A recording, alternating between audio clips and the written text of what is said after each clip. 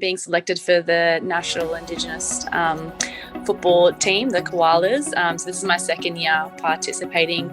My first year I was fortunate enough to be vice captain, and this year I've obviously proven my spot to lead the girls out as captain for this year. And the tournament's going to be a part of the Sunshine Coast Indigenous Football Festival, which is held. We go into camp next week, which is something that's really, really exciting. It's always fun. We've got a great group of girls with an extreme amount of talent. But yeah, we kick off on next Saturday, the 5th of March at 2:00 at the Sunshine Coast Stadium. But yeah, like literally the game is just like the cake. The camp that we attend leading up to it, 3-day, 4-day camp beforehand. You learn a lot about yourself. You learn a lot about your peers and your team. We strengthen each other. We come out, we play hard, and we're playing for mob and we're playing for our community. Welcome back here on Sandy Bay Media for another episode. I'm joined by the folks over at Queensland Indigenous Footballl, and we're going to have a chat about the organisation, as well as getting to know a little bit about their personal experiences.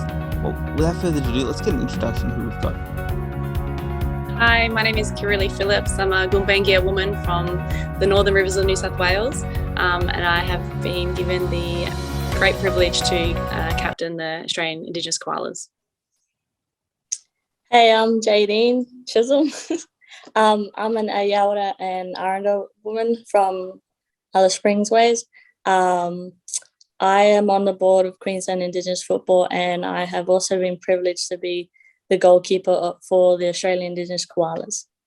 Fantastic. Hi, I'm Damien Monday, the Managing Director of Queensland Indigenous Footballl, proud Gungri man from Queensland. That's in miles. Well, look, thank you for that introduction. Let's get to know what the organisation does before we get into a little bit more. Damien? So the organisation works strongly with and directly with communities, remote, rural, and metro. So we look at providing opportunities and pathways through our programs and clinics for Indigenous players to come down to mainstream football, enter the system at a level.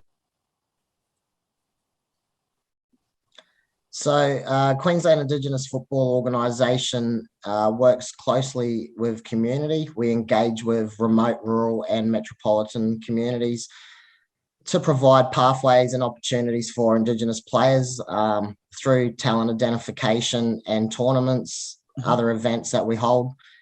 The pathways essentially are to bring players out of community to engage with at a higher level of football, and really to look at driving their football career to the next level.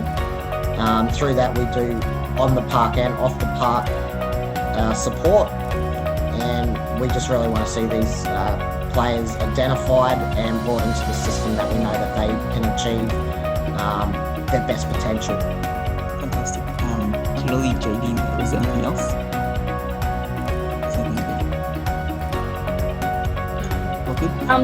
QIF does open up pathways for the younger ones and also for us older ones as well, because like say when I grew up, I didn't really have much pathway, so QIF is also offering pathways for other places when we have the tournament for people to come over to Queensland and play in the tournament, which then also can get picked for the Australian Indigenous team, which it offers lots of pathways for many different age groups, which is really good. Fantastic. And Kirili, how did you get involved in the organisation? So I have, from day one, entered a team, Gender Magic, into the Queensland Indigenous Footballl probably 4 years ago now. And it was literally just a group of girls that I got together that were really passionate about football. And we've been playing in it ever since. We haven't really come close to finals the previous years, but just last November we ended up taking out the competition. And and I feel like I've just played that key role in ensuring that some of these younger Brisbane girls, even a few North Coast girls, have been able to play in a team like the Queensland Indigenous Football Championships. Oh, that's awesome to hear that. And JD,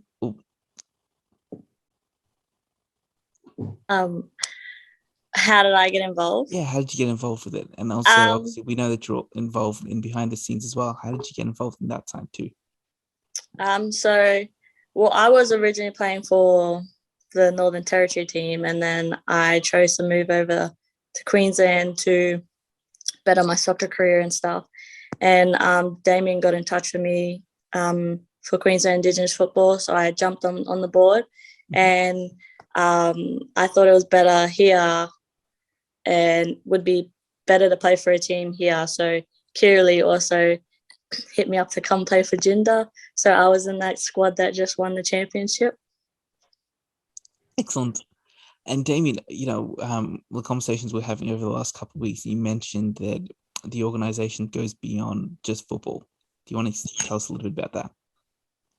Yeah, look, so opportunities and pathways is our ultimate goal to bringing every project that we have together.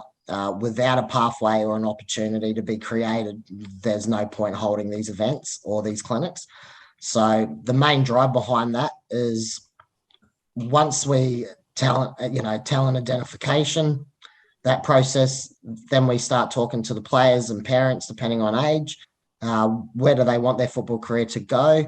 How can we support that? We know that there's a lot of barriers for our mob, financially, logistically, and definitely coming out of community for some people can be quite scary or daunting, whichever way you want to look at it. And to not have your family and mob that you see every day, catch up with, or weekly, whatever that might be, we understand that that's a definite barrier that we have to support, and we've identified that, and now we're trying to address that issue.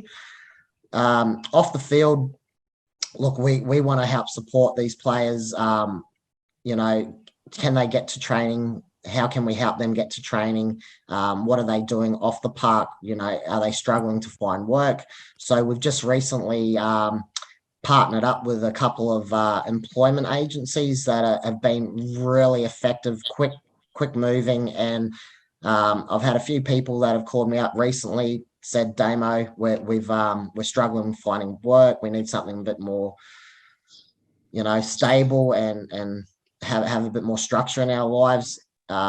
So we've got them into employment, and that's been really another step forward for Queensland Indigenous football, because now we can provide employment through football. Yep. So I think that at the moment's been one of the biggest factors for us moving forward, is the more opportunity, the more support that we can give the players while they're off the field. We know that gives them the stability, so that when they're on the field, they're performing. So if they're struggling off the field, then sometimes people might take that on the field as well, where if we can support them to not struggle off the field and get a bit more structure and be happy with what they're doing off the field, then when they hit the field, which is meant to be a release, and that's where we take a lot of our anxieties or pressures in life, and they disappear when you walk on that field, whether it be a training session or playing.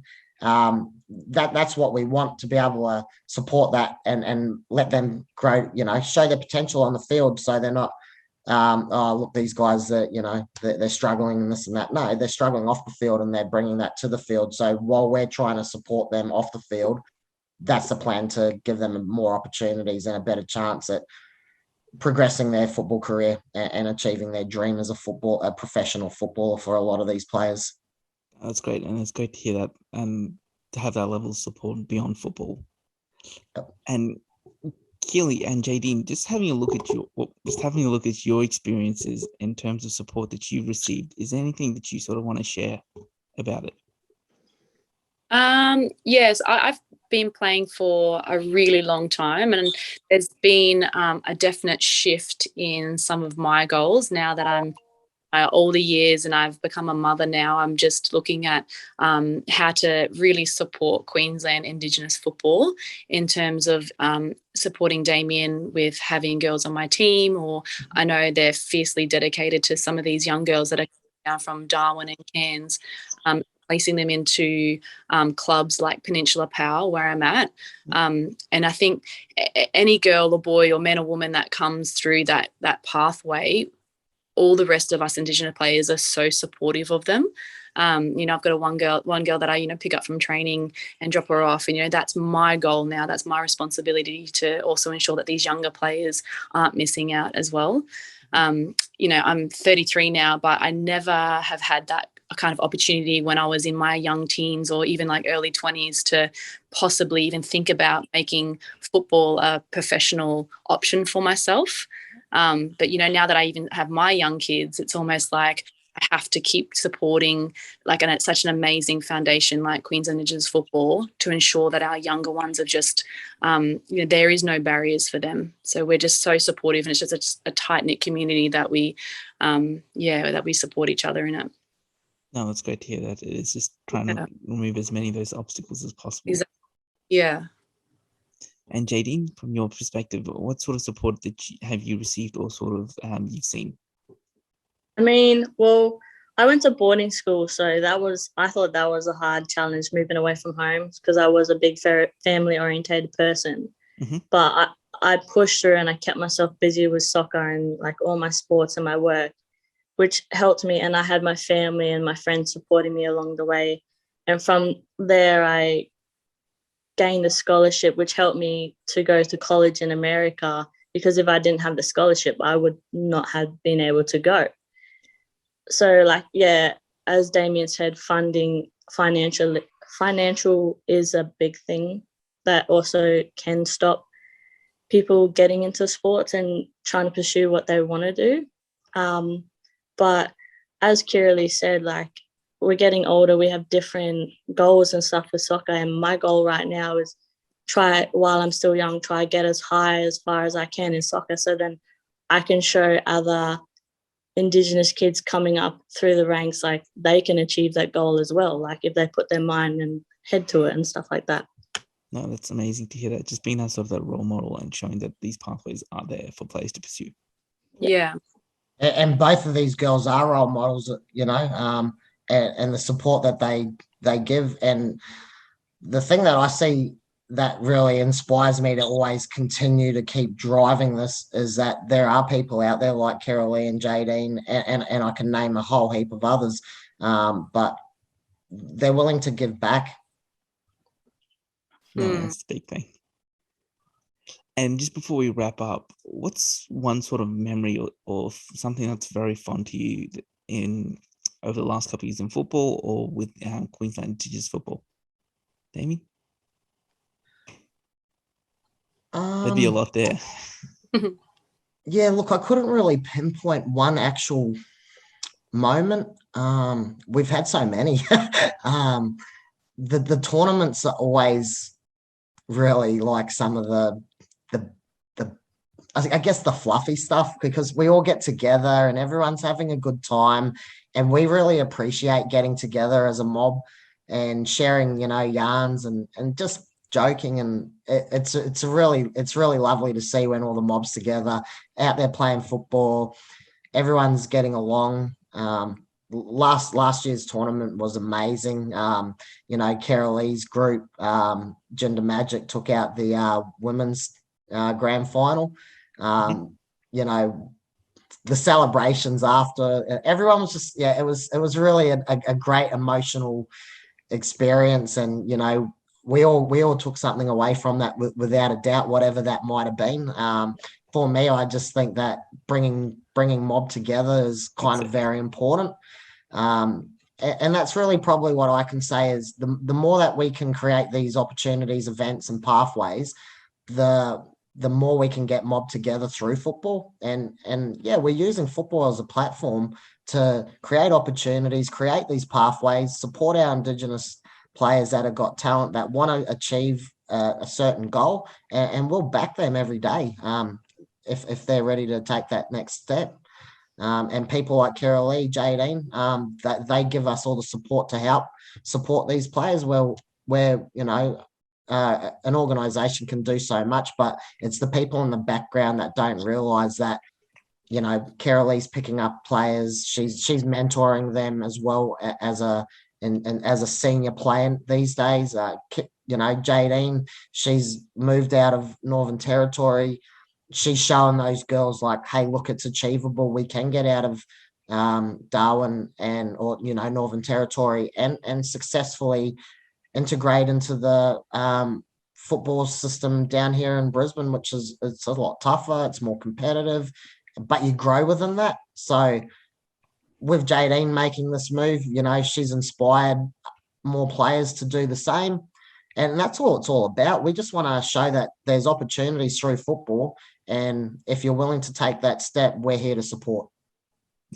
That's all exactly. There's a lot there. So yeah, a lot to do with firstly showing those pathways there, but also just bringing everyone together. Yep. Can we also just touch, do your little cut and slip thing, but can you talk to the girls about? And Kayleen, Jadine, what's been one of your fondest memories so far? Did you go first? Yeah, no, definitely for me is being selected for the National Indigenous Football team, the Koalas. So this is my second year participating. My first year I was fortunate enough to be vice captain, and this year I've obviously proven my spot to lead the girls out as captain for this year. And the tournament's going to be a part of the Sunshine Coast Indigenous Football Festival, which is held. We go into camp next week, which is something that's really, really exciting. It's always fun. We've got a great group of girls with an extreme amount of talent. But yeah, we kick off on next Saturday, the 5th of March at 2:00 at the Sunshine Coast Stadium. But yeah, literally the game is just like the cake. The camp that we attend leading up to it, the 3-day, 4-day camp beforehand. You learn a lot about yourself. You learn a lot about your peers and your team. We strengthen each other. We come out, we play hard, and we're playing for mob and we're playing for our community. And I think that's what makes us work so hard leading up until that kickoff game. That definitely sounds exciting, and we are extremely keen to follow that next week. Yes. Next week. Couple weeks, yeah. It's and Jadine, what's been some of your fondest memory? Well, me going to America, that was pretty up there. Considering I went to college and you watch it on TV, people going to college, but I experienced it myself. And when I tell people, they're like, "What, really? But you're from Darwin?" I'm like, "Yeah, doesn't mean I can't do it." But also going back to getting involved with Queensland Indigenous Football and getting selected for the Australian Indigenous team last year, and the moment we won against Power, we all came together. We weren't just a team, we were sisters, which made it so much better to play with each other. And even with the men, we all grew close connections with them, and we're all really good friends and stuff. We all keep together, and I'm really, really keen for next week. But also, when I went to America, I was the first Indigenous person there at my college, so I had to educate them about because they're like, "Why are you so tan compared to other Australians?" I'm like, "Well, let me tell you something." And they were shocked and surprised because they didn't really know about it. So it felt good for me educating them about Australia more properly. Yep. But now that I'm at Kapalaba, they asked me to possibly design the NAIDOC round shirt. So I think that's a pretty cool thing as well. It's awesome to hear that. And it's awesome to hear about the experience. Well, look, thank you everyone for joining us and having a bit of a quick chat about Queensland Indigenous football and everything that you do and your personal experiences. We're definitely interested. So we're definitely keen to follow you throughout the year and getting to know a lot more about it and looking at a lot more of these pathways that we talked about today. but also these different stories that you've got to share and all these individual stories. Well, thank you once again, and we'll look forward to this. Thanks, Rohit. Great. Thanks. Thank you.